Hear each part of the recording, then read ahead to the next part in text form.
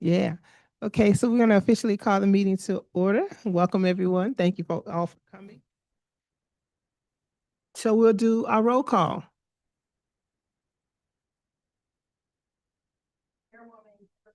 Present. Avery Wilson. Here. Elliot Lawrence. Here. Melanie Carter. Here. Deborah Patrick. Here. All right, thank you very much. We have the adoption of the minutes, adoption of the agenda. And there is a couple of items that we want to remove and add. We need to add the finance report for item number 2, and we need to move the approval of the budget to item number 3, and then everything else shifts down. Is there a motion to adopt the agenda as such? All right, that was Mr. Wilson, seconded by Mr. Lawrence. All in favor? Aye. All righty. First item on the agenda is to approve the minutes from June 12th. I think everybody had an opportunity to review. Mr. Wilson, I'll give you an opportunity to review for a couple of minutes, the minutes. And then if everybody is good, I will entertain a motion to approve the minutes. I move that we approve. All right, that was Dr. Patrick. Second by Mr. Lawrence. Any further discussion or questions? All right, all in favor? Aye. Aye. All right, that was unanimous. Okay, next item is our old business. And we have a motion to authorize the rectify the transfer I'm sorry, before that. Thank you, thank you, thank you. The second item is the finance reports. Mr. Wiggins. I forgot what we changed it, and then I just moved on. Thank you, sir. Good evening. Good evening. I want to start out saying that this is the finance report for June 2025. So this is the last one for the fiscal year ending June. And we are also in the midst of here at the City of Finance, we're doing the year-end coming up with the year-end process. So as you see here is the last report, but we will be kind of cleaning things up for the auditors when they come through to do the audit, especially when you look down at the operating expense. But with that being said, I'll start like I've been starting with the cover sheet that shows the operating cash, operating revenue, and operating expense. Which your operating cash is your beginning balance for first account ending in 4594 was 3,610,792. You had an ending balance of 3,607,438. Your next uh, bank account ending in 3047. This is beginning balance was 716,821. It had an ending balance of 718,079. The last bank account ending in 4610, beginning balance was 2,805,689. The ending balance was 2,810,725. Not a whole lot of activity was going on in the month of June. The operating revenue, this is part of like with the year end, we'll be cleaning some of this up too. But with that, if you take place close attention to your investment income, through some of the budget transfers that we've done, your investment income is budgeted at 1,597,464. Your year-to-date actual for June was 1,767,662. So you had like an overage of 170,198, which is pretty good from your investments that you that came from your your bank accounts as well as the, your Georgia Fund One. Your operating expense, you was budgeted at 2,907,050.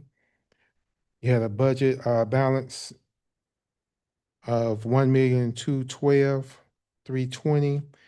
With that, you had, your year-to-date actual, you only spent 1,519,637. The next three sheets behind the cover sheet are just some graphs on the operating cash, your operating revenue, and your operating expenses. Might be a little hard to see. I had to redo a lot of this stuff because of some of the files got corrupted. But after those graphs, here's a here's your the first bank account that we mentioned, ending in 4594. With that, I've included all of the checks that went through for that particular month behind that statement, so you can take a look at those. I've also included a report from our system, which we use Encode. This is a department payment report. This right here shows what we put into the system monthly for June. It should coincide with the checks that went out for in the bank account before.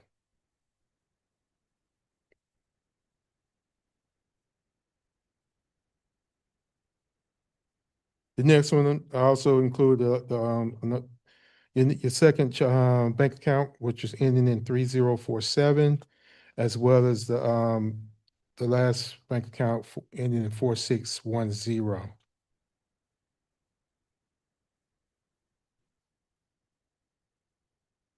Any questions on those bank statements?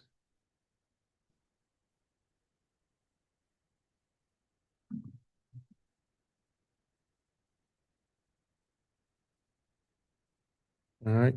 I also included your statement of account. This is your Georgia Fund One. This is the one that houses the 29 million. Well, the beginning balance here is 29,891,633. You had earned and reinvested that came in was 107,436.78, which contributed to your investment income. So it gives you a new balance starting out the new fiscal year at $29,999,070. The other Georgia Fund One account, beginning balance is 17,461,724. Your earnings reinvested was 62,761.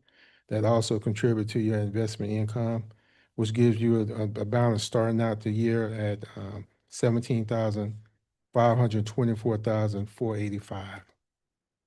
17 million. So I'm sorry, what did I say? Yeah, it's been a long day. I just still know. Okay, I also included, and this is where I get most of my my information from our system Encode Tyler International. I included the revenue and expense report, so you can go through that and take a look and see if you need, if anything that any kind of questions come up that I need to answer. And with that, that is my finance report. Okay. Is there any questions? And I'll lead before, on the first sheet, the URA bond payment. I'm just curious about that. I thought we had exhausted that. Okay.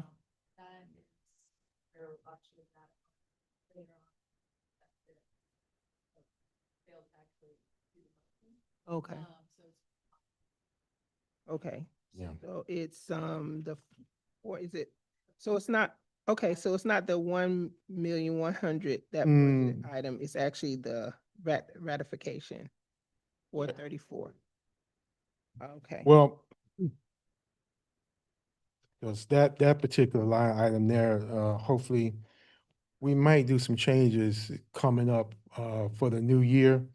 In your budget, is change that because you don't need that particular that particular category right there. Right, because we don't So, have any more. yeah, and then you'll also see that if you look at the other report I gave you about the departments, you'll see that that payment of that 435,000, it was in there. So coming up next year, we should be changing that particular title line.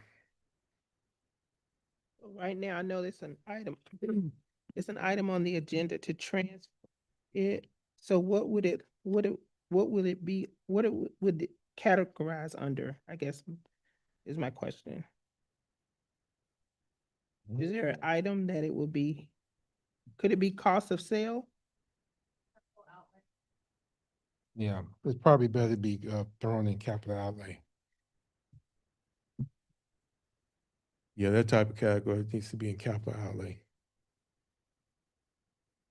And the capital outlay kind of keeps it kind of generic in general. Yeah, but is it listed on here?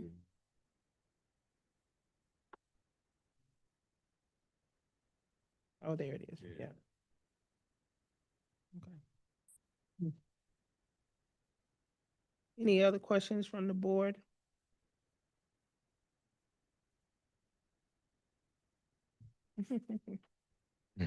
You all understand everything, the pay checks that were written and what they were for? I had to put my John Hancock on a lot of it. No, no, that I can mention before I leave. The salaries, that's part of our year-end um, process. What we'll do is go back and capture the payments to for the economic development group and put it in and do a journal entry and move it over there to that per the I think the percentage is 33 and a half, something like that. So we'll take that percentage and alleviate some of the general fund salary and put it in there. So that's part of the cleanup, year-end cleanup with the URA. They are on like a like a standing contract type thing. So whenever they do work for us, they bill us. The question was about Falcon Design. Mhm. So they just completed work. Can you explain what they just did? Mhm.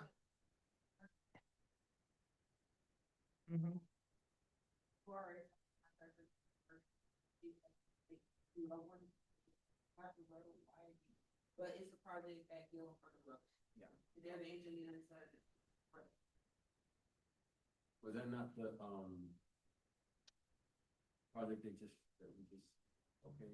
Part of it. Well, Mhm. part of it. So it's for the geotechnical. Yeah, that, work, yeah, that one. And then, so they were the ones that went out there to. Survey and do the, And do the drilling to see exactly what needs to be done. okay, that's what I thought. Mhm. Okay. All right, thank you, sir. We're gonna move on to the budget. Review and approval of the URA 2025-2026 budget. Good afternoon, everyone. Good afternoon. So you have before you the proposed FY 25-26 budget. There are a couple of things that, based on the conversation that we just had, that will be updated within the budget. So if you will look at the top of your revenue, proposed for FY, our actual for fiscal year 24 was 48 million. Our proposed for FY 25 is 7.8 million. Don't be alarmed. A lot of that was because of the Project Splash sale, as well as a transfer from other funds that 30 million to the United States Army. So again, do not be alarmed by the amount that you see as your proposed revenue for FY25. When we go down to the expenses highlighted in yellow, is the Anvil Block road improvements, and then on the other page is the infrastructure road widening. The reason that those are highlighted, we're working with finance right now to collapse those line items into one line item that will generally be infrastructure road improvements. So right now we have two different line items. It really doesn't make sense, and it's just a cleanup that need an administrative cleanup that needs to happen on our part with finance. The capital outlay, based on the conversation that we just had, the 435, 400 that's currently in the URA bond line item will go away and be moved to capital outlay. And really the only other thing is the salaries that Director Wiggins just talked about, and that cleanup will happen as they close out the FY24 books. Your expenses have remained relatively flat. We've tried very hard to keep them where they are. There have been some minimal increases. We did increase your consulting line item. We were approved for 385,000 last year. We actually spent about 245, so we are asking to at least increase your consulting line item to 250. I think that's a realistic expectation. And then the only other thing that we really made any significant change on were development fees. Last year we were authorized for 174. We paid 685, but we also understand that that jump was because of Project Splash. I think 350 is a realistic cushion and buffer to put into the budget for this year, looking at some potential pending projects that will be coming. And then the other big change would be the infrastructure road widening. So right now are asking to put 2 million. We have before, between those line items, had about 300,000 to take care of road improvements out at Gillum, but understanding that we do have a pavement project that is coming at Gillum. And I'll talk about it a little bit more with Director Matthews in a bit, but knowing that road improvements are coming, the bids will be going out and be out on the street, hopefully within the next 30 days. So that's why that money is there, just in future anticipation of what we're going to be looking at for the road improvements. And I think other than that, there really has not been any substantive changes in your allocation of expenditures. Any questions from the board?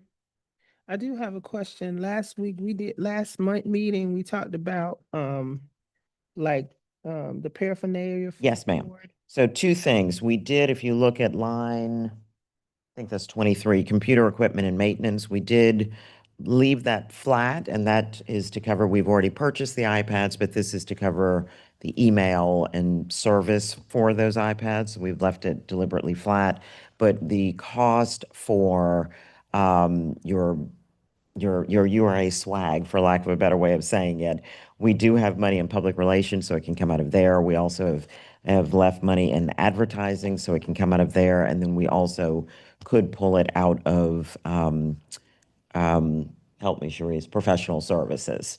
So we've got a couple of different options where we can pull it from. Okay, professional services, public relations, and what was the other? Advertising. You need my pen? Oh. So the IT services, is that technical services for the iPads? Is that Yes. per year? Yes. Okay. Yes. For the fiscal year. Mm-hmm.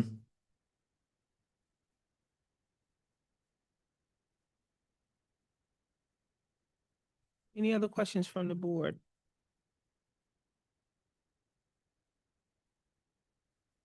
So I'm asking for a vote to approve your FY 25-26 URA operating budget with the adjustments to the Anvil Block road improvement, infrastructure road widening, and capital outlay.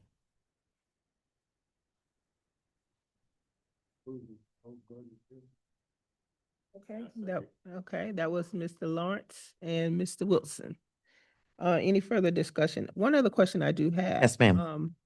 the proposed income from Park at Gillum, is that included in here? Lease income. Yeah. Mhm. It could go under that. Lease income, okay. Okay, Mhm. Yes, and it is a conversation that we have had with finance already. Mhm. And so understanding that that line item will change in terms of how much we anticipate in revenue, but it is not reflected there right now because we have not done a full, we haven't gotten all of the records to be able to do a full Okay. accounting of the lease. okay. All right, all in favor? Aye. Thank That you. was unanimous.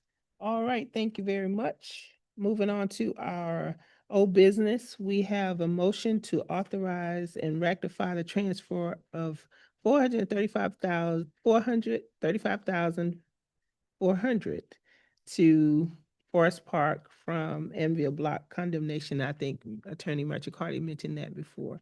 So is there a motion to do such? Oh, you have a question? Okay.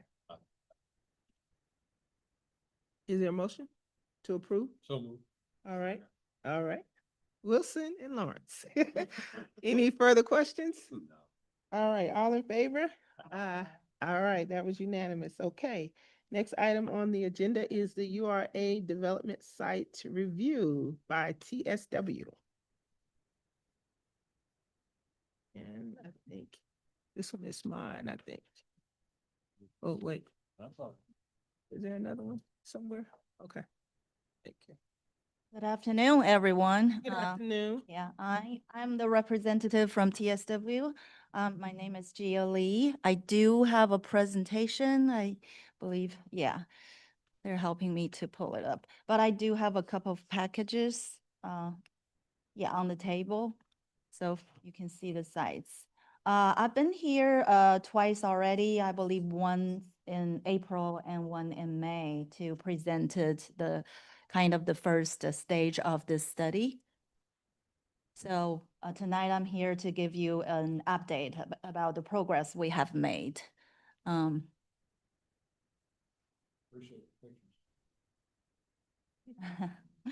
Thank you.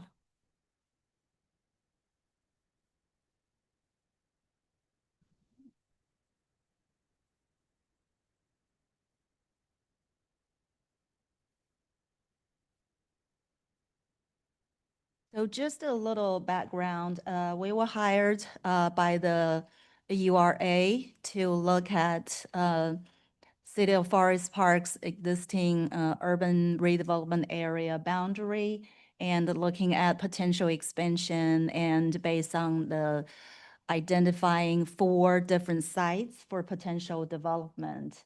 And there, this is the cover. Can we go to the next page? Thank you. So the first task is basically we did an initial consultation with the city, with the staff, and then we did site visit and developed the URA map with boundary and analysis. That's including expanding the existing URA boundary based on staff recommendation and the field survey. Based on that, 4 sites were identified within the URA area. One of the, we will identify like 2 sites to go further with concept plans. One of the sites will have a more detailed concept plan, and the second site will just be a general bubble diagram.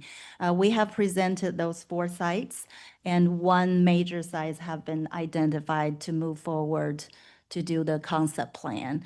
But the second side is still to be determined whether you guys want to do a bubble diagram. I'll give you some overview or review of the 4 sites we have selected.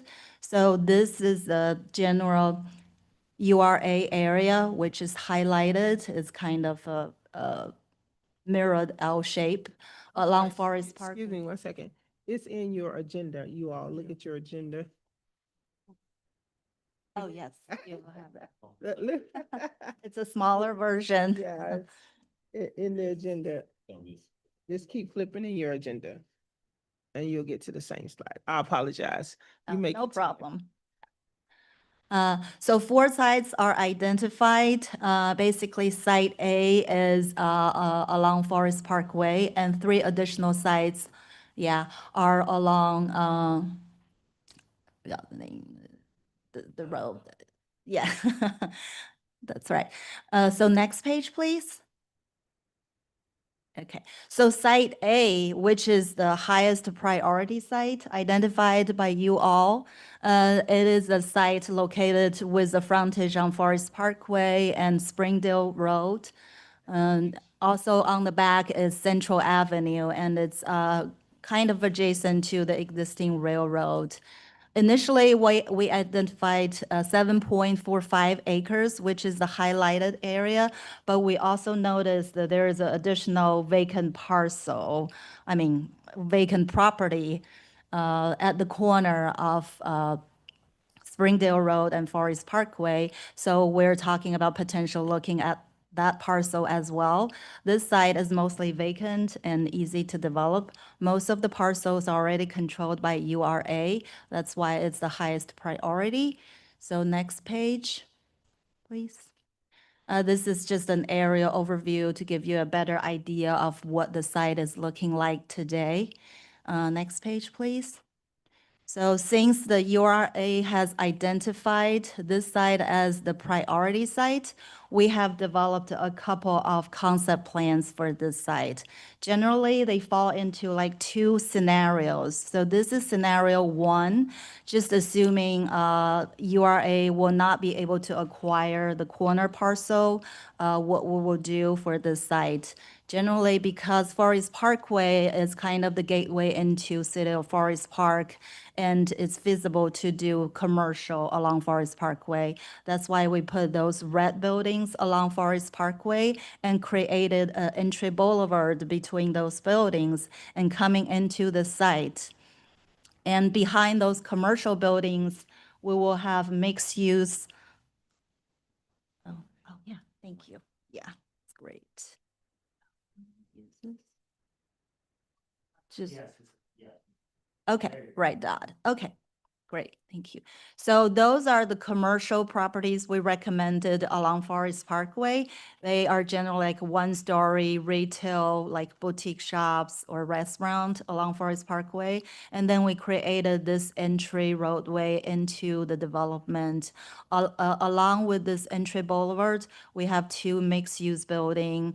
We're just trying to investigate different opportunities. So this is more like a live-work building, which you can sort of see. Can you just, yeah, zoom in a little bit or move up a little bit? Up. Yes. So this is kind of the live-work building we're imagined for one side of the street. On the other side is potentially can be like flats over retail. It's more like a three-story building and with nice streetscape. I know this building is kind of hiding behind the trees, but that's the idea here. And then this will terminate with a terminal of like a little pocket park. So it will not make an easy like cut through for this community. And there will be traffic calming measures like on-street parking to limit the speed coming into the community. And in this area, we're recommending townhouses to provide some housing opportunities for this site. And at the corner adjacent to Springdale Road, we're recommending some like small multifamily building. In scale, they look like big houses, so kind of like a mansion flat, but they can be like 4 to 6 units depending on whether it's a two-story or three-story building. And here we're imagining 3-story, 6-unit each. So again, that's represent flats over retail, and that's potentially can be the retail along Forest Parkway. And live-work units and potential townhouses, and that's the 6-unit building I'm talking about, more like a big house. And we also have different like pocket parks and central common area for this development. So it will bring up the amenity for the entire community and also provide common area for people to gather. Down along Forest Parkway, can you shift down slightly? Yeah, it will be improved like pedestrian sidewalks with outdoor like dining area. So that's just kind of a streetscape image indicating how like the one-way pair coming in and out can be. something like this. So this is kind of scenario one of the development. So next page, please. Oh, yeah. Questions about. Sure, scenario one yeah. first. So in scenario one, is it just one entry into this division? Because it looks like, I can't tell if those openings on the other side as well. Okay, yeah. There is one entry from Forest Parkway, but there are multiple entries from the north side, basically from Central Avenue. And this, around this Central Green, there are definitely entry here and you can get out on the other side. And also there is an entry right here and another one kind of coming in for the multifamily and townhouse on the other side. And because of the limit of this access point, so we won't be able to get an entry from this side, but there are enough entry points to coming into the community. Okay, so just question regarding like I guess the live work or the commercial buildings. You have the commercial buildings across Forest Parkway. I'm just trying to see how possibly the people that live there won't be disturbed by the people coming to the commercial. Because we have, oops, where's my red dot? Okay, so you see we have parking Mhm. in this area and we have a nice street and those would be like ground floor retail. So they are like a smaller scale. They are perfectly blending with the community. And also those retail, they're kind of have a buffer of those parking zone and also the streets. That's why we have transition of, live work and mixed use on each side. So it's not like a residential is right adjacent to, retail. Okay. Any other question about option A or concept plan A? Okay, all right. All right. Next one, please. Yeah, please feel free to interrupt me if you have question in between. So can we just shrink the image slightly? All right, thank you. Oh, it won't? Never mind. Sorry.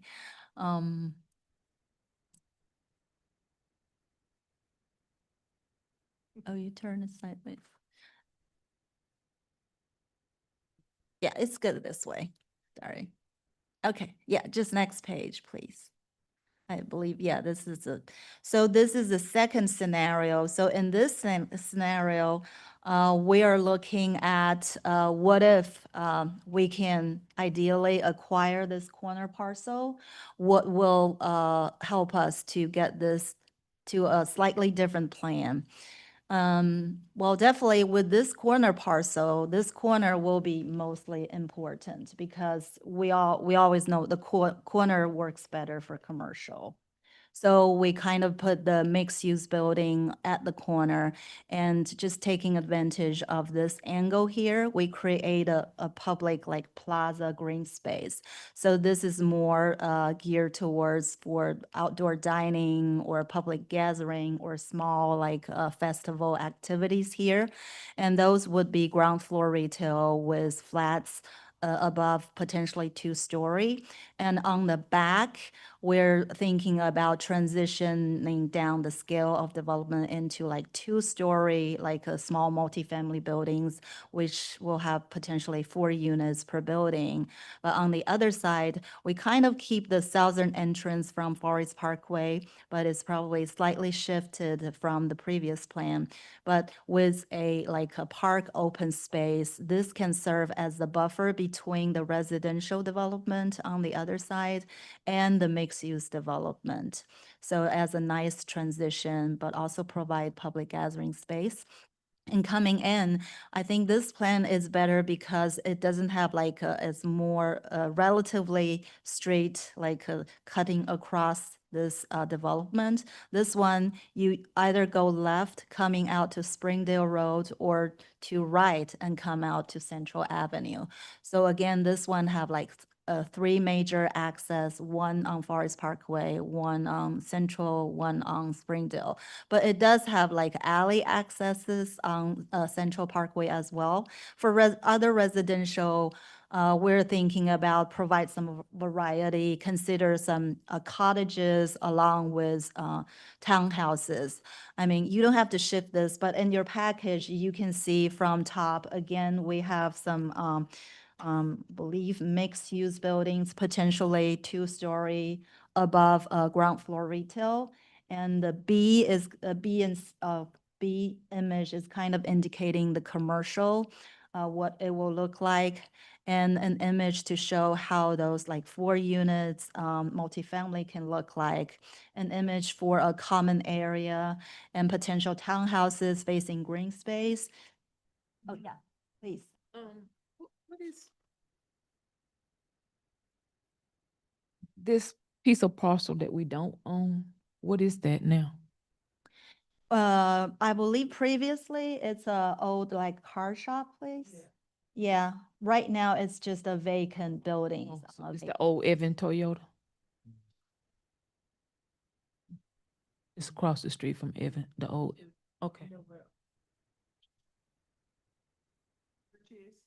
Amazing Grace, that parcel right there, across the street from it. Mhm. Yeah, a couple of vacant buildings. Mhm. Yeah.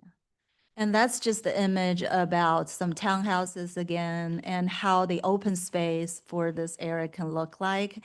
And this image is just indicating, don't look at the building too much because it's probably too modern for what we're trying to imagine here, but we're trying to demonstrate how a like public plaza and gathering space can be for this corner.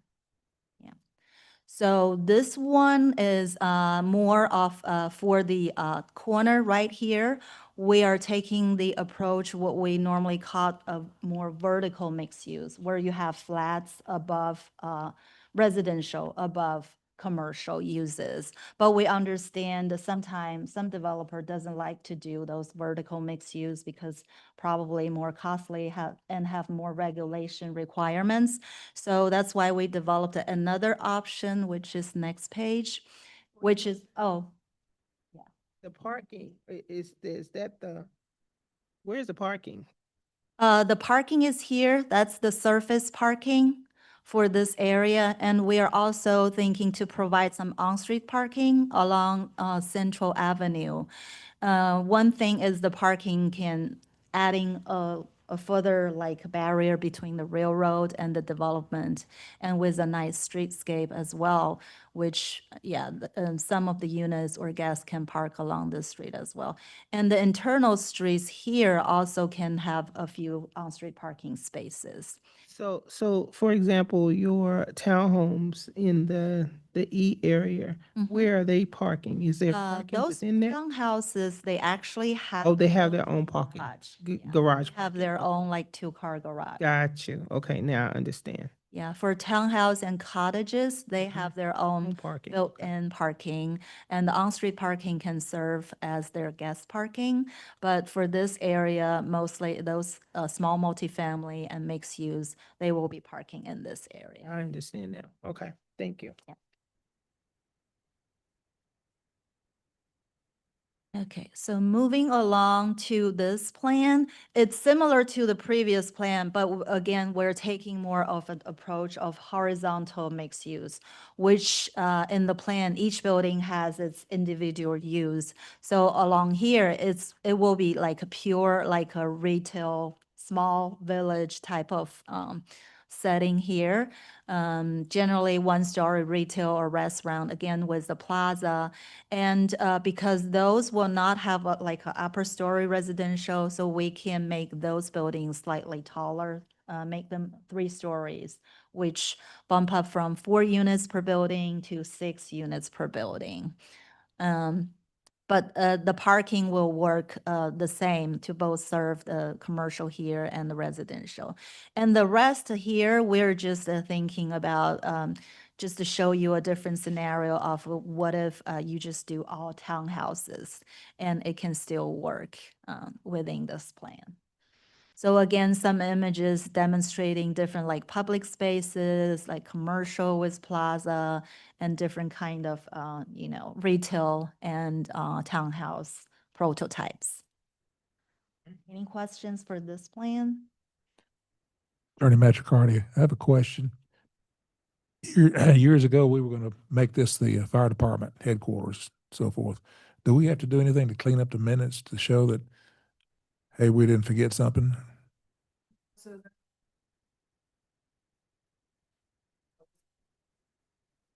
this project, you're gonna be fire or location of the city hall.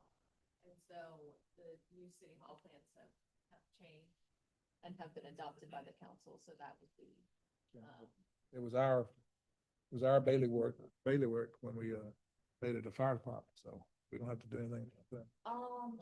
not necessarily to clean up the minutes. Once you approve something, then that will be. Okay.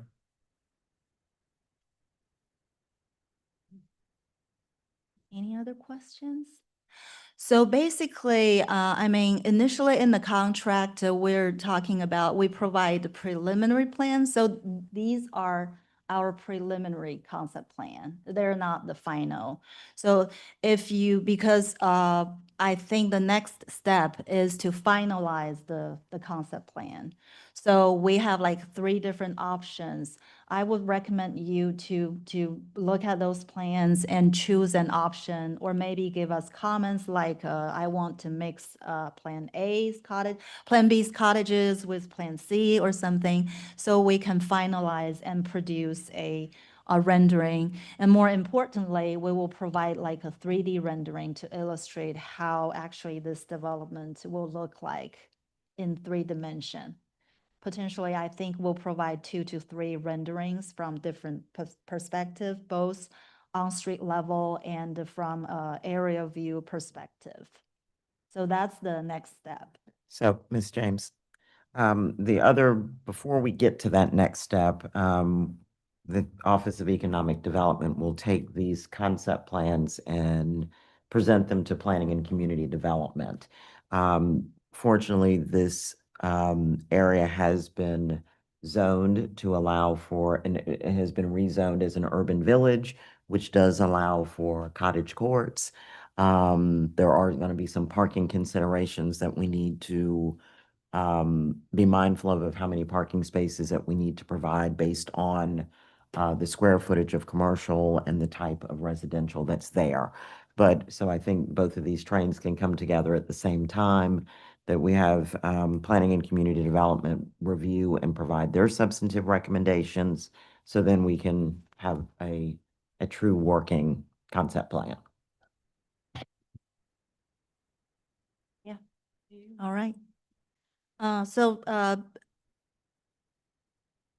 So these are just for these plans. I just want to remind you about the 3 other sites you still have. And because in the contracts, you can still select 1 more site.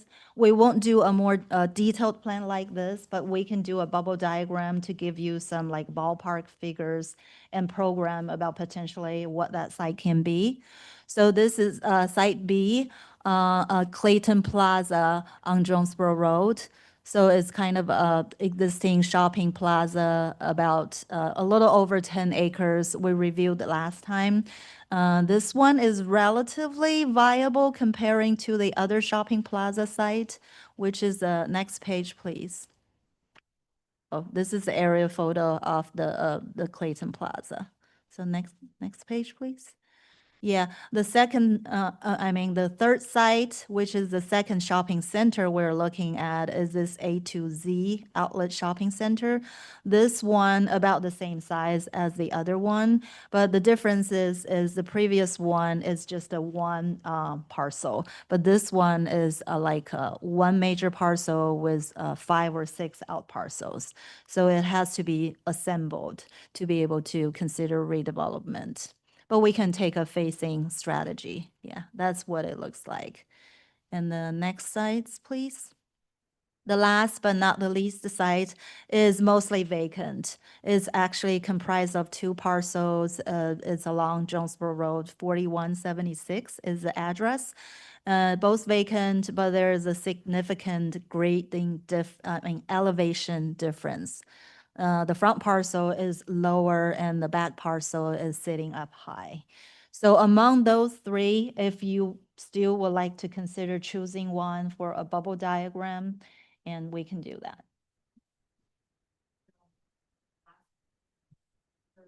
Longer parcel, that's actually owned by the DBA. Oh, okay. Right.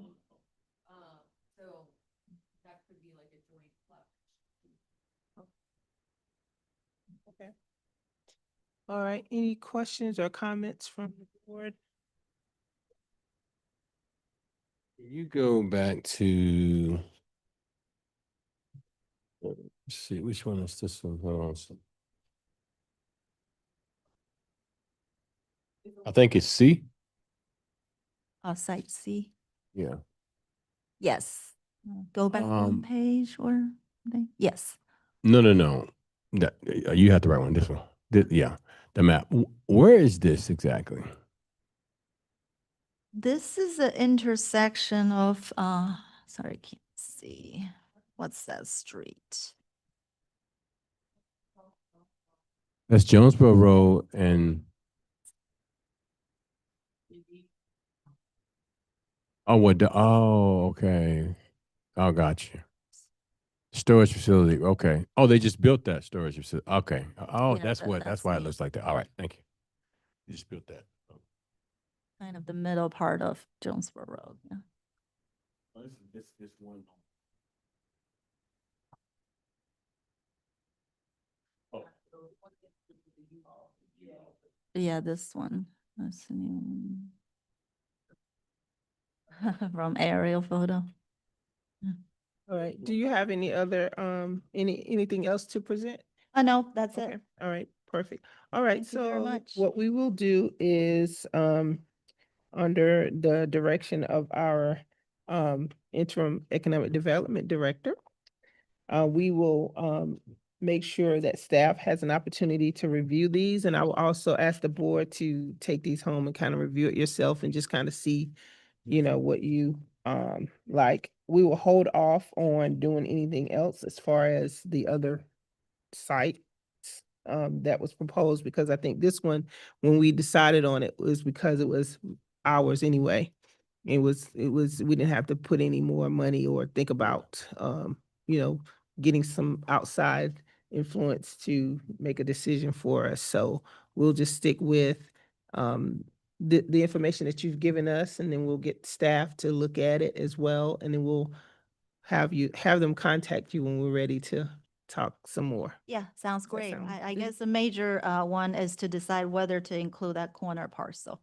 Yes, that one's, that's another can of worms, so we'll think about that at a different time.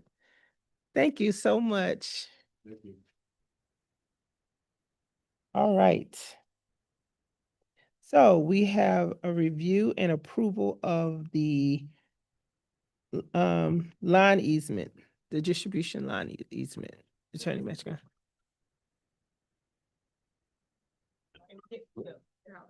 Sure. So this is a Georgia Power easement. It is out in Fort Gillum, one of the parcels that's owned by the URA. In anticipation of construction on the adjacent parcel and future construction on this parcel, Georgia Power is requesting to relocate a few of its existing poles. And so if you can see in your packet on page 24, that is the drawing. And if acceptable, then there would be a motion to approve. All right. A motion from the board that we approve this easement. I move that we approve the easement. All right, that was Dr. Patrick. Second by Mr. Wilson. Any other discussion?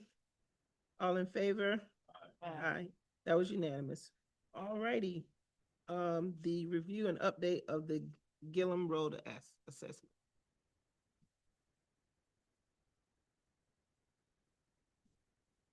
Oh, sorry. Yeah. Can do it. It's okay. Got a big voice. That's all right. Right. Good evening again. I don't have much more to add about the Gillum Road assessment. As you know, that we have our Director of Public Works, Mr. Alton Matthews, has started the process of doing the assessment of the roads, which he presented a couple of months ago to you. We are in the almost final stages of completing an RFP.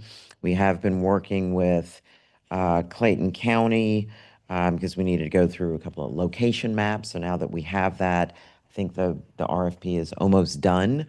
And hopefully, as I said earlier, we can have the RFP out on the street after procurement does their due diligence and checks behind our work, hopefully within the next 30 days. Thank you. You're welcome. All right, next item on the agenda is the project review and update from Partners for Southern Equity.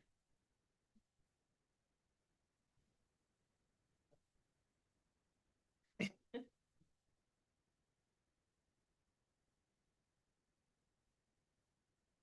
evening. Good evening. Great to see you Evening. all again. You're gonna do it for me. Oh, okay, perfect. No, you guys got it. Thank you. I think it's scrolling anyways. Yes. Good evening. Thank you all for having us again. I think a part of the purpose of our presentation and conversation this evening is to provide a bit of an update, but primarily to ensure that we have the right talking points and presentation for the city council that we plan to present to on July 21st. So we'll talk through what we plan to present and get your feedback, to ensure that we're presenting the right talking points, right information, and presenting this project in the way that you'd like us to come that meeting. And what you're going to see, we've been submitting update reports to the URA anyway. So you're not going to see any surprise information here. So as we are going through our presentation, if you'll consider a few of these questions. So does this presentation clearly communicate the key messages that we want to convey to this audience? Is the tone and framing appropriate for this audience? And are there any topics that we should emphasize more or less? So we'll kick off our presentation, of course, by introducing ourselves. Some of these folks have met us, most of them have not. So we'll be sure to introduce who the Partnership for Southern Equity is, our work and what we do, centering community voices and helping governing bodies make community-driven decisions. We'll then talk about our project objectives.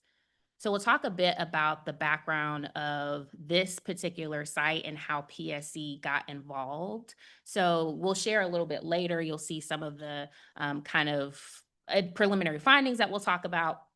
But this purpose of this part of the presentation is to really introduce this group to how PSC got involved in this project and our objectives and outcomes and goals. So we'll talk about our goal as facilitating kind of equitable engagement and centering the voices of these impacted stakeholders to really understand who they are, what their needs are, and what their aspirations are for this community. We'll introduce the project team, including PSC, the folks that we've been working with at the city, and then also the resident advisory committee that have served as kind of our key informants on the ground, helping to forge relationships with the community members.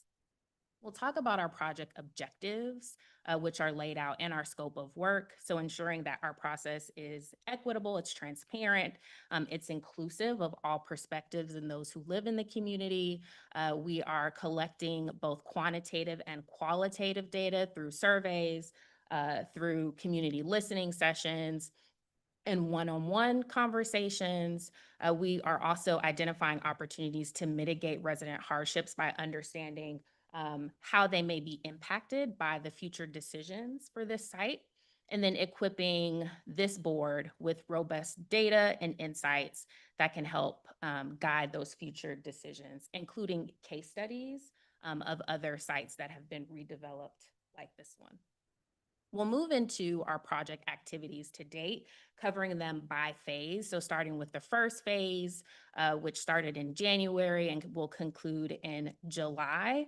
So of course, developing and finalizing the work plan. We did conduct a equity training with many of you in this room back in March. We completed the survey and are currently in the analysis phase of that survey. And then we are also conducting that case study research, as well as the existing history and site conditions assessment that will be included in our final report.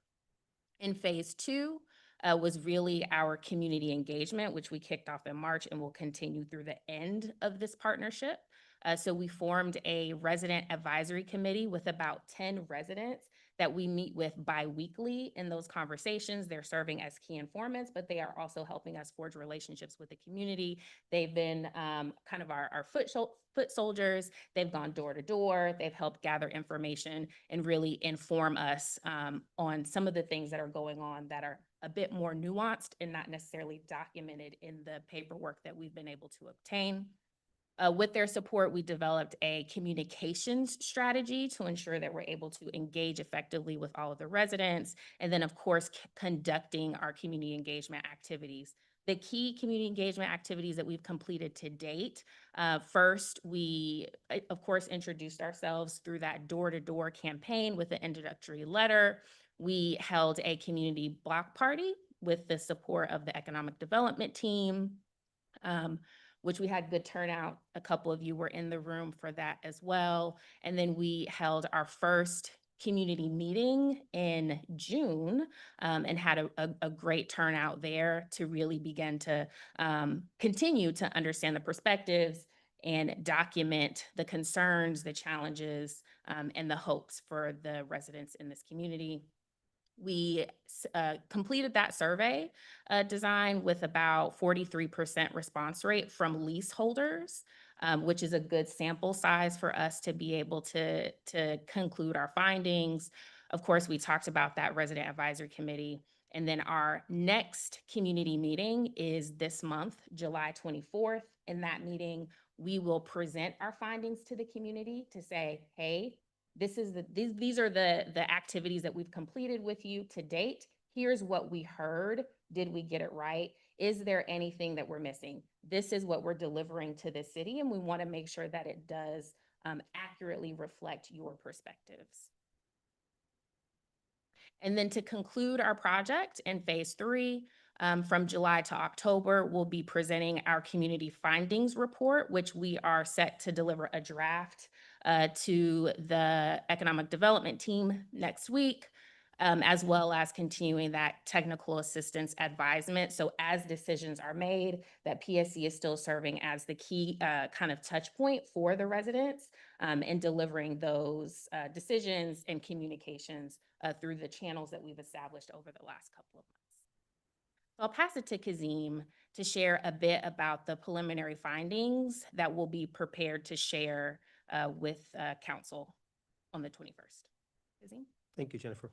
Before I continue, were there any questions about this first half of the presentation that Jennifer had spoken about? So question about the resident advisory committee. Will you all provide us with those committee members, who they are, and do we have anybody on staff that's with you all when you do those meetings as of yet? Okay. We have not had staff participate in those meetings. It's just been PSC with the resident advisory committee. Their insights will be included in the report. So all of the meeting minutes, as well as kind of how their feedback has been incorporated to our recommendations, will be a part of them. Okay. And it's been our experience, council member, that depending on who's in the room, you may or may not get what people really want to say. Yeah. So any other questions on that first part of the presentation? Okay. So again, we're just dress rehearsing for what we're planning to present to the full council and the mayor. So we're going to give a snapshot of what we've been learning about the study area. So we're going to share some of this data with the council and the mayor.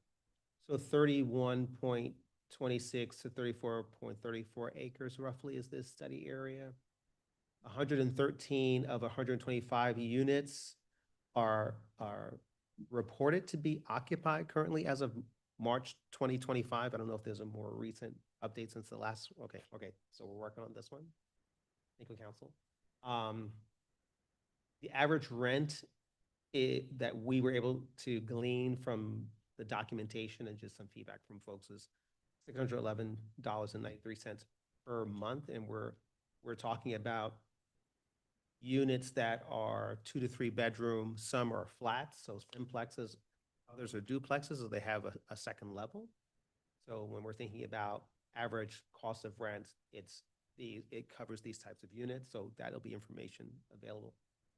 The average household size, 2.33 people per household. So that's important information to know in terms of impact. The most reported issues, high utility costs.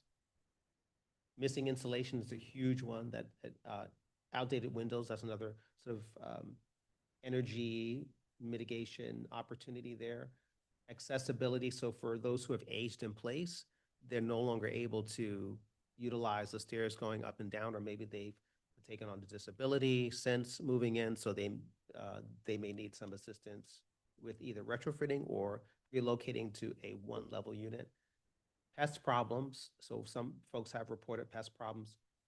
Poor air quality, so there's an HVAC issue that people have mentioned in terms of dust, particulate matter. Everyone's noticed mold. I mean, that's a common thing, but we didn't put it here because everyone sees it. And lack of general upkeep. So we've noticed there's been some landscapers that come in. There's a contract underway. But there's also some roofing issues that are pretty obvious, some tarps on things.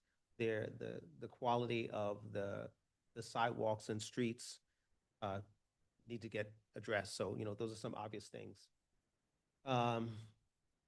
Residents appreciate the open space. The majority would like to see a designated play area and a communal space.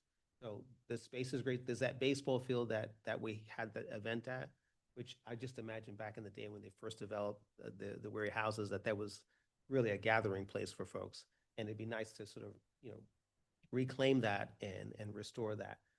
But also another space that people can gather. And particularly we notice bicycles around, small children's bicycles. So people have talked about a play area, something that's really dedicated to the awareness that there are children here. Sort of like when you go to school, right? We don't have adult chairs for small children. We have tiny chairs and tiny desks. And then people appreciated that they feel safe in this community.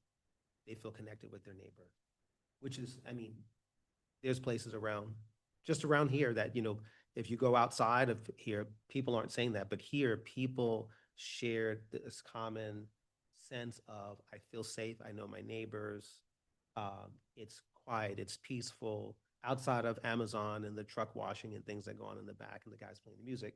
But in terms of the community itself, they really appreciate and value the community where they live.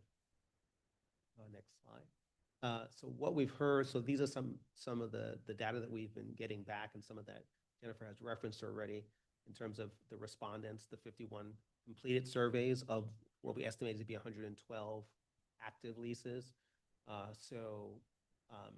43 house or leaseholders, and a total of 93 household members are represented. We also, in terms of the feedback, the range of income hovering, the larger majority around 25 grand annually, and then under that is 35 grand respectively, 50 grand behind that, and then on the higher side and on the lowest side there's less. So that's pretty good in terms of where those numbers are falling. But something to keep in mind is that the 2025 federal poverty guidelines for a family of 4 is 32,150. So when we're looking at those numbers between 25,000 and 35,000 respectively, this we're kind of right in that range of where people are kind of living around that poverty level. So over 60% of residents reported an income below 35,000. 35% of the residents earning less than 25,000. In terms of income, it's great that the large majority of people are employed full-time. We have some retirees, which is the second largest category. So those things are great because they're receiving some kind of income, whether employable income or retirement income. And then we have smaller populations of unemployed students, those with a disability, and those who are employed part-time. Next slide. Okay, from the housing perspective, I thought this was interesting. The largest percentage of people living in the community have lived here for more than 11 years, and others have reported living here 25 years. So you have folks who, when you talk about aging in place, there's a large majority, the largest majority of people who live here have fall in that category. Behind that is 4 to 7 years, and behind that is 1 to 3 years. So for the most part, people have been here for some time. They've called this place home for some time. Yeah, just wanted to point out that when we talk about is your current residence an improvement over your prior residence, we thought this was significant because people said yes. So even though we can see anecdotally there are needs for improvement, people still feel it's an improvement from where they were previously. So I think that was significant learning from this engagement. And behind that was about the same and no, right? So it still puts you on a good scale that people are feeling that their experience is better than what they had previously. How satisfied are you with your current housing situation? Very satisfied. Again, the majority of folks feel very satisfied.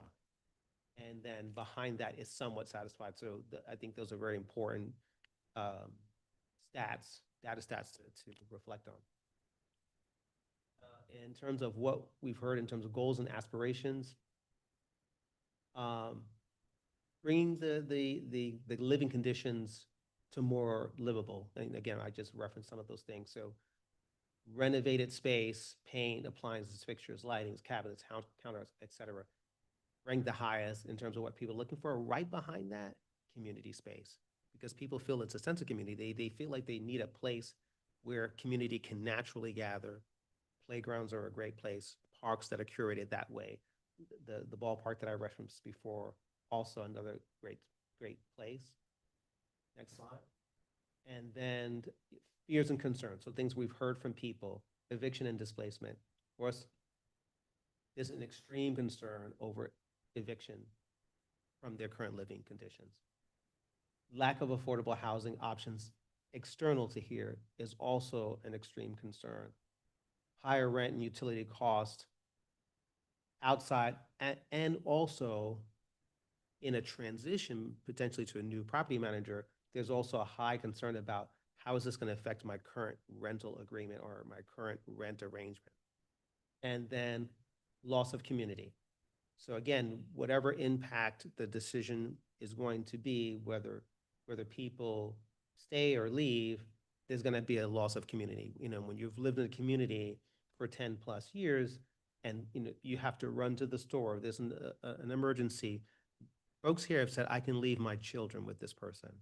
I know I helped this aging resident here with medications and daily activities of life, but displacement can potentially impact their ability to continue to provide that support to one another. So common asked questions. So these are questions that folks have said in our engagements with them, and there are questions that they need a reassurance from the city on. But we were able to provide them with information that the city of Forest Park owns the property. No decision has been made regarding offering vouchers or whether residents will be displaced, or in terms of will people be required to move when the current property management contract expires. again, assuring people that the URA is working on what the solution is going to be with regard to the current property management company. And we'll provide an update on regarding that. Of course, people talked about, why has the city waited so long to intervene? So these are, questions that people would ask. And just being reminded that when this process began, which some people know and some people don't, it was actually, there was a big grand plan for this and it has gone through some iterations based on the changes in the market.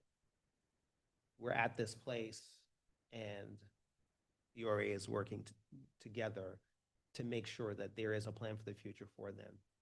If the property is renovated, and I mentioned this before, how much will my rent increase? So again, we assure them that those things will be worked out as decisions are made about a transition plan. So this is the information that we would be offering essentially, and then we'll be talking about next steps. Yes.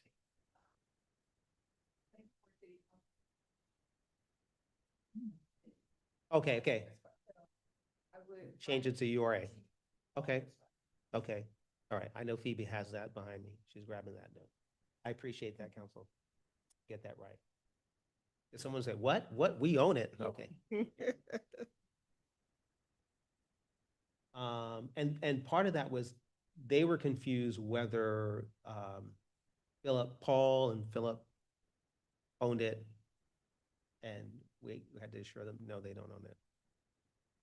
So, and next steps, we'll share with them, complete and share the findings report, which again, Jennifer had mentioned that previously, assist the URA with the community-informed property management transition plan, host a second committee meeting, which is coming up on the 24th of June with residents to share resources and fine tune what we believe we've heard and collect any additional feedback, and then provide advisement to the URA and to the city on how to communicate and implement final decisions to the residents.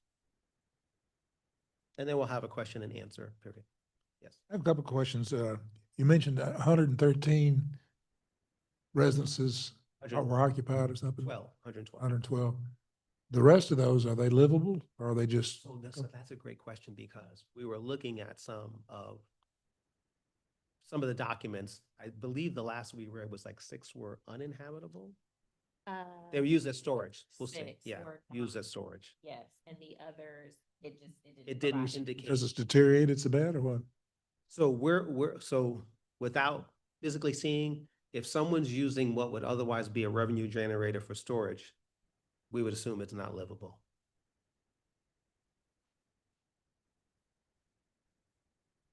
Next week. We do have a proposed meeting, He is next week, Thursday. something like that with the getting feedback, sorry, with the Property Brothers. So when we talked with them initially, a couple of weeks back, they were very agreeable to having this monthly or twice monthly or so property transition call. We have it scheduled, it's on our calendar. Unfortunately, they have not responded to the calendar invite or to my last phone call. So I'll keep you posted. They may be vacation. Hmm? They may be vacation. They may be on vacation. I just got back yesterday. So. As soon as I saw your calendar invite, I said, I saw it. Got Right. flurry of responses from it, So question of those properties you spoke, well, of the overall property, do we know whether or not this property has asbestos or do we know any of that information? so what we learned from residents that there was an abatement process that did take place on the property. Already, okay. Yeah, and they believe that that's part of what contributed to the removal of the insulation, which has made Oh. it difficult to retain Re- heat Heat- or. Okay, I think we talked about that, yeah. Didn't put anything in?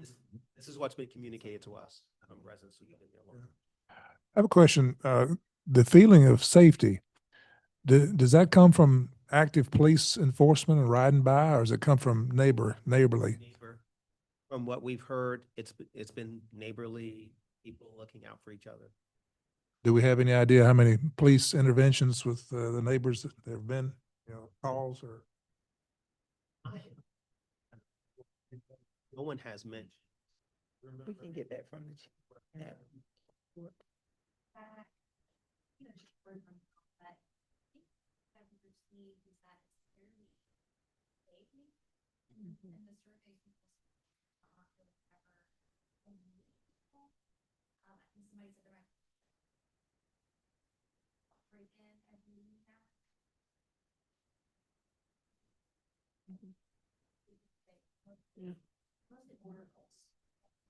And we also learned that there was a period where, yeah, that there were, 5 years ago, that there was a rash of car break-ins, but then PD intervened and that died down. Mhm.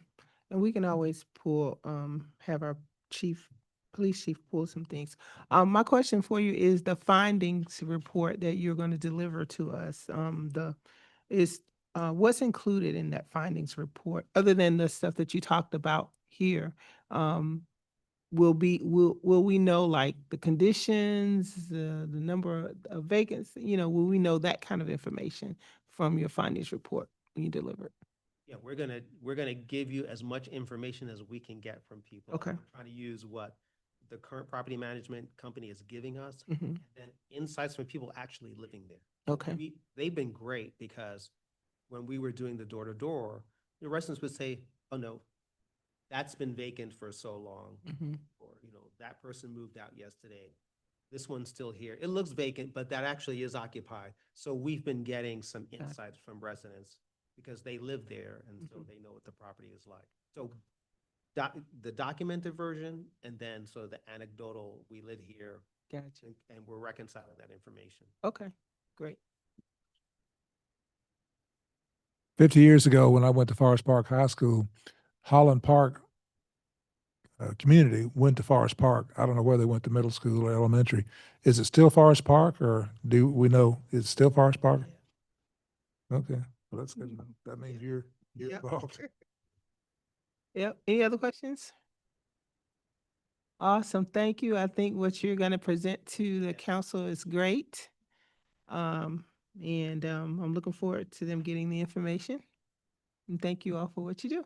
And it was great. It's great seeing that my team got a chance to see you. In Savannah, yeah. Thanks, sir. I have a mug too that says PSC, yeah. Yes. Okay, the last item we have is the economic development update. Yep, good evening again. Since I am the person between you and going home, I'm going to try to keep this brief. But of course, y'all know we got a lot going on in our department. So next slide, please. A couple of quick updates with Main Street program. We have our Up Early on Main event. It's our Saturday morning yoga series with coffee. I had iced coffee for the first time last month, and now I'm completely hooked and addicted because it's like, where's this been all my life? Anyway, so Up Early on Main on August 23rd. We'll do it again on September 20th. And then the longest table event that we will do, we'll bring back again on October 5th in partnership with Food Truck Friday. And then we will substantively close out our Main Street calendar year with the ever wildly popular Blues on Main. Y'all, we're gonna have a mechanical bull this year. So we are super excited. Yep, with waivers. And we will run the waivers through our attorney first. A couple other pending projects with Main Street. We do have brand new, literally hot off the presses branded collateral for Main Street. We have polos and caps, and you will get a cap from us coming very soon. We are final with our light pole banners. I know y'all are sick to death of me talking about this. This has been a year in the making, but we now have four designs, the light pole banners for Main Street, Forest Parkway, and Star Park. There are 126, I think, of them total. They will change seasonally. And so look for new light pole banners coming up very soon. We are also launching our very first public art series campaign. So if you remember, we had these wooden planter boxes all over the downtown Main Street district. They've been pulled up because they weren't maintained and we had dead flowers and people thought they were trash cans. Anyway, so they're now down at Public Works. Public Works, I think we have a meeting sometime in the next couple of days. They are going to clean them, repair them, all of that stuff. But before they go back out on the street, we're going to launch a public art program called Boxes and Blooms. And so we're going to do a call for artists and asking for a series of mini murals on these planter boxes that will then go back out on the street. So very excited about that. And we've got some ideas of how to mitigate irrigation for these flowers so they won't die. And then finally, right there at what street is that, Lake? Yes, on Lake Street, right at the railroad, there's a brick wall that had a sign in it that was an old Forest Park sign. It fell down. Literally, I was sitting in my office because our office is directly across the street, and I just happened to be looking out the window as the sign fell. So I called Nigel, who's in our public works, and I was like, Nigel, don't put that sign back up. And I was like, I have an idea. So what we will be doing very soon is the new Main Street logo will be going up on that sign. Next slide, please. Yep. So, and again, those are some of the upcoming events. Next. So economic development update. I'm trying to run through this pretty quickly. So our next Forest Park Business Association breakfast will be on September the 10th.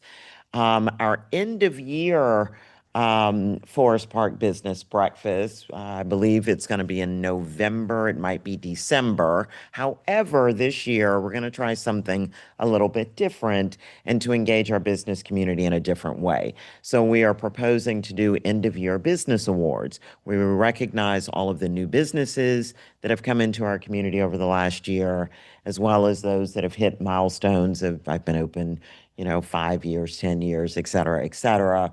And then also looking to do a public community vote, nomination and vote for your favorite restaurant, your favorite hair salon, et cetera, et cetera. So look for more details about that coming soon.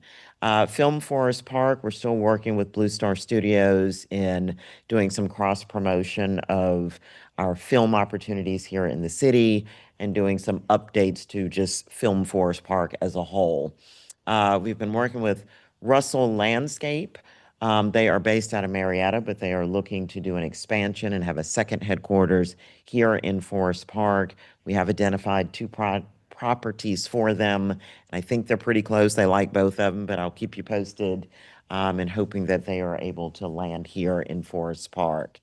Recently, we celebrated the ribbon cutting for the Extra Mile gas station. It was previously a Texaco. It was previously the Texaco on Jonesboro Road across from the Chick-fil-A. It is absolutely beautiful. If you remember what the old Texaco looked like, it's fabulous. It's absolutely beautiful. So stop in and pay them a visit. Sam is their owner and is absolutely delightful and very, very excited about being here in Forest Park. I have a couple of ward business retention expansion visits coming up. Meeting with GPI Security Group next week. They're a fairly new business here. Our partnership with the SBDC continues, as well as the Economic Development Roundtable that the county puts on. One of the other things we're also looking at, and this probably won't happen until the end of the year, or maybe even the beginning of next, but looking at doing our own Forest Park specific brokers reception and tour and just trying to think through exactly how we do that. And we do a really good tour, y'all. But just thinking through the details of how we do that, make it very specific to Forest Park. Our workforce development, we had our Leaf Life Initiative housing reveal last week, last week, the days blur together, last week. And one of our firefighters is now the new tenant at the house that is owned by our Downtown Development Authority.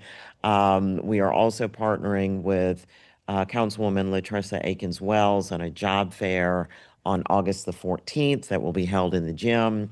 And then also continuing in our partnership with our program partners with Elevate for all things around workforce development. We actually have a large programmatic meeting this coming Monday. The park at Fort Gillum, I'm not going to repeat because they did a fantastic job bringing you up to speed, but their community meeting is on July 24th. We also, in addition to new branding and collateral for Main Street, we do have it for the department as well, and are working through some things like tablecloth and a branded pop-up banner. The city as a whole is undertaking or in the final stages of a new website. And so we have been charged, and it gives us a fantastic opportunity to completely redo the economic development website to something that's a lot more comprehensive and tells a much better narrative with a 360 view. Part of that 360 view is that we also have new business welcome packets that are coming. It'll be in print format as well as electronic format. So every time that somebody comes in for a new business license, they're also given a welcome to Forest Park packet with specific information as it relates to economic development. We do have ongoing concierge project meetings with planning and community development. I think this is the first time that we are rock solid, both departments on the same page and sharing information about the projects that we have going on, as well as the projects that they have going on.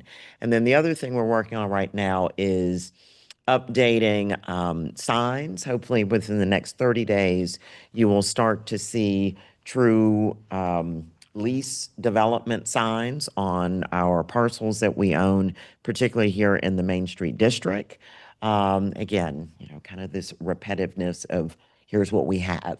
We're also working through updates to all of our property one-pagers that give more substantive detail about the properties that we have available. And then again, finally, that information will be translated to our website.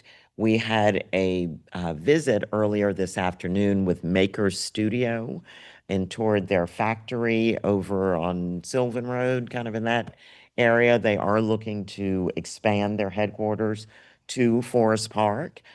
They do shipping container homes as well as shipping container restaurants, and it's absolutely quite fabulous. And so what they're looking for is I'm building more warehouse industrial space that can serve as their fabrication center where they build and weld and do all the things, as well as office space, a showroom, and then also training space for their workers.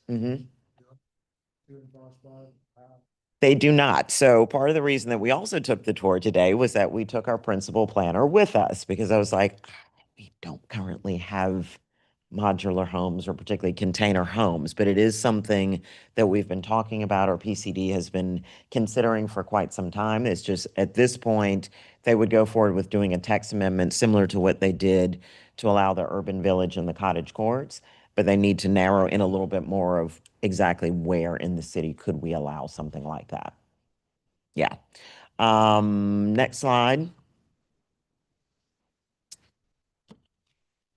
So a couple of our concierge development projects, Carter on Main, which is 803 Main Street. Those are the 32-unit townhome communities. And yes, the new name is Carter on Main.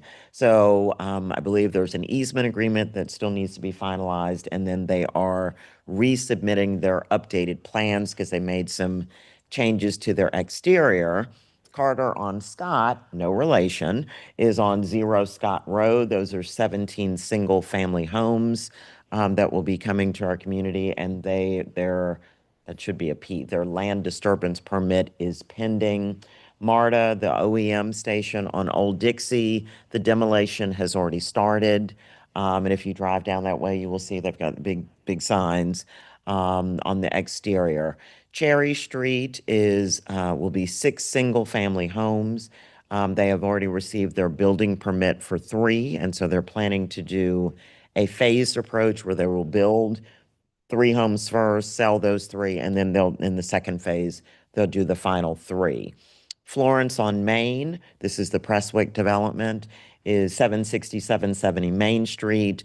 They are still waiting on their finalization to hear back if they receive their DCA tax credits, and we should know something by the end of this month.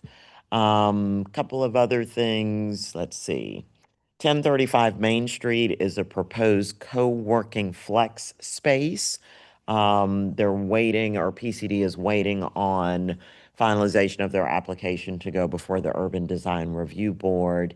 And I believe we had shared previously, so Blue Star sold the 22 acres kind of to the front, what hand is this? The front left of their parcel to Scannell Properties. It is a spec building. That sale has been complete, and right now they're going through the process. We'll start the actual planning zoning process or the building process for that spec building. And then finally, there is 564 Main Street is a roofing company. It actually sits over here on Main Street. It's a red brick building that sits right next to the VW repair shop. It is a roofing company that is coming. Will be their headquarters, and they have already submitted their paperwork. It will be a complete renovation of the building, and then are planning to pave the lot and then also do some measure of on-street parking, I believe, on the side. And finally, I keep saying that, finally, is Digital Realty. Last Wednesday, I think it was, we held our data center community town hall. Thank you for those of you that were here. I think it went exceptionally well. I think it answered a lot of questions for people. And it's kind of been quiet as kept. So right now we're waiting. Digital Realty will resubmit to come before the Urban Design Review Board. Next slide. I'm almost done, I promise. Couple of other things. Oh, wait, no, two other things that I want to talk about real quick. So Matthews International is a 175-year-old publicly traded company out of Ohio. They are relocating they have a couple of subsidiaries under them, but they are relocating their warehouse division to Forest Park. And they are also at the same time opening a new division that will also be located here in Forest Park. It's a warehouse and then a warehouse automation. The beautiful thing with the warehouse automation is that they will employ at full capacity 20 to 30 people with a starting salary between $100,000 to $130,000. They've reached out to our office. We had an absolutely lovely conversation today. And we'll pair them up with Elevate because they're specifically looking for college graduate engineer. There's a very skilled skill set that they're looking for. So we're excited about having them coming online here in Forest Park. And then finally, 721 Morrow Road is proposed right now as a 48-unit, two-story townhome community with the garage on the front. It is currently a church currently on that site. They've started the process with PCD. I believe this has been a conversation that's been about a year in the making. And so I think we're kind of inching ever closer to the finish line. So as more information comes on that project, I will let you know. A certain portion of it, yes.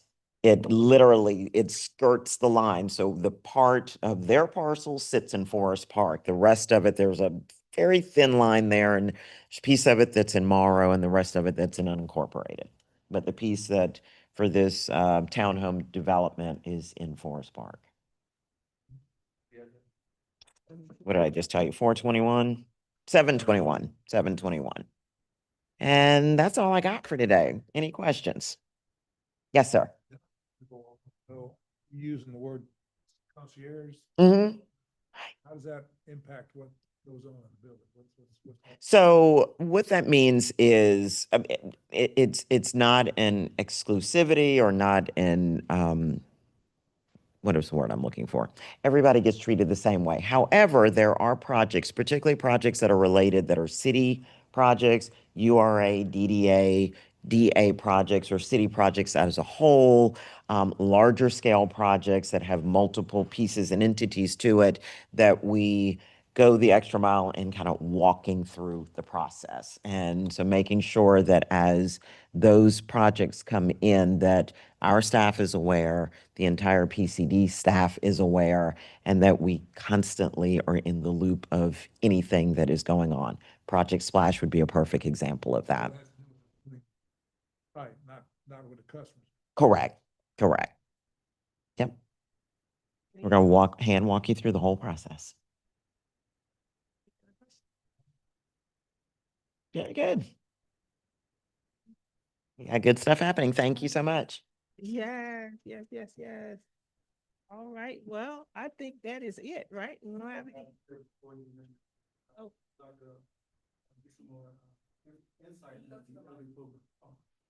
Oh. All right, good evening. Thank you, Madam Chair, for allowing me to speak. My name is Ronald Tucker. I work for Atlanta Center for Self-Sufficiency, and we partner with the city of Forest Park to provide the Elevate program as a service. The services that we provide for the citizens of Forest Park are job placement, recruitment and hiring, vocational training and certification, financial literacy courses, and transportation assistance. We are located at 819 Forest Parkway, next to the Little Caesars in that park, in that plaza there. We are open Tuesday, Wednesday, and Thursdays from 9 a.m. to 4 p.m. And we have an upcoming event, a career event on July 15th with Dover Solutions to provide citizens with potential hiring for customer service, administrative support.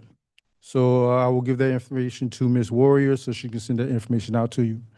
And again, my name is Ronald Tucker. I am a representative of Atlanta Center of Self-Sufficiency. And again, we are partnering with the city of Forest Park to provide these particular services. All right? You're quite welcome, and thank you very much for allowing us to be here.